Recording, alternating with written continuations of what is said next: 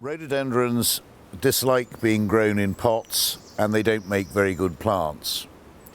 Many of them are tender and awkward species, and the way to grow rhododendrons is to take the time and trouble to plant them out in open soil in a nursery bed.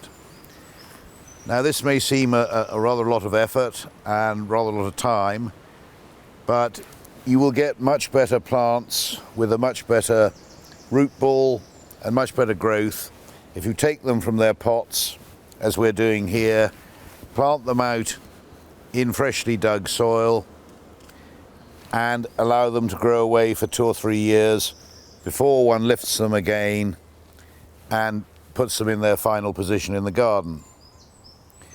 This nursery bed is constructed with wire netting to keep rabbits and deer out of this little area, and it also provides a bit of a windbreak.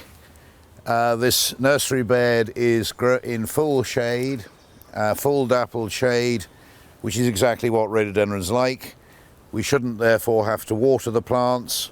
We've actually dipped all these pots in water to give them a little bit of a boost. Now, if we look at the nursery bed, this area was selected because it's underneath oak and beech trees, and over the years all their leaves have fallen on the ground and improved the soil. They've almost given it a small annual mulch, and you can see that the soil is good and rich. This is an ideal situation for growing rhododendrons. And if you look around at rhododendrons in this nursery bed, which were put in only a year or so ago, you see that they haven't grown a great deal, or some of them haven't. Some of them are starting to get into decent shapes, and they're all looking healthy. We've had 1 or 2 casualties, but in the main they're looking healthy. And if we look further over here, you can see huge amounts of new growth coming on some of these larger leaf rhododendrons. The new growth's already 6 or so inches long, and from that you'll see a doubling in size.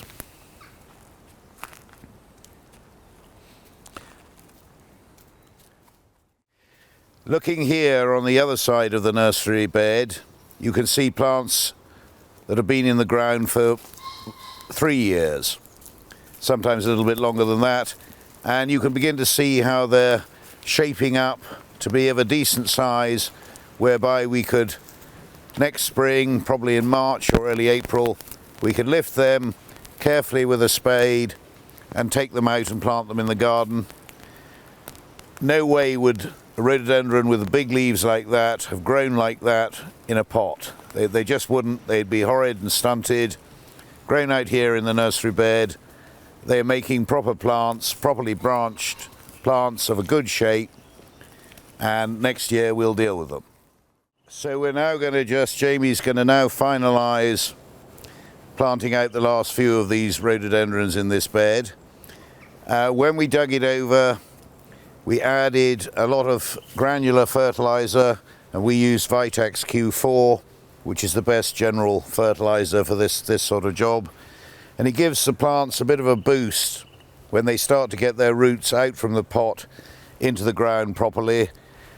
That fertiliser's already been dug in. We might give them a little top dressing to finish off, but Jamie's just going to put these last few into the 3rd row here.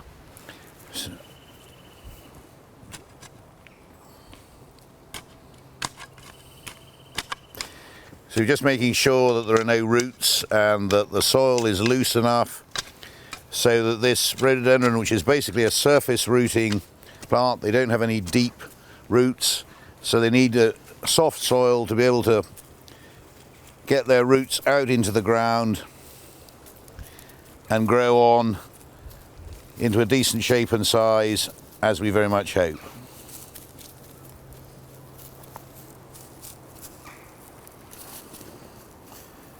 If it doesn't rain for a day or 2, we might have to think about giving them a little drop of water, but I think rain is forecast for the weekend, so hopefully we won't need to bother. See how densely matted the roots are in the pot. there's no way that that rhododendron would have lived in that pot for another year. It would simply have keeled over and died. It needs to get its roots out, needs to get its roots spreading and making a decent plant that we can grow on and plant out later.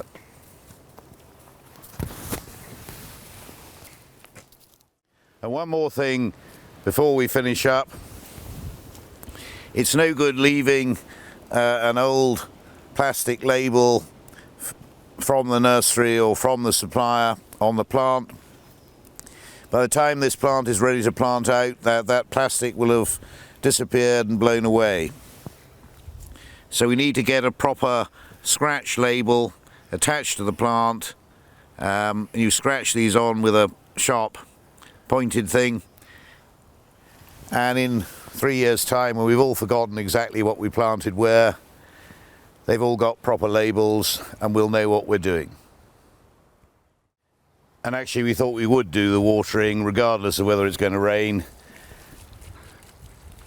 just to give them a head start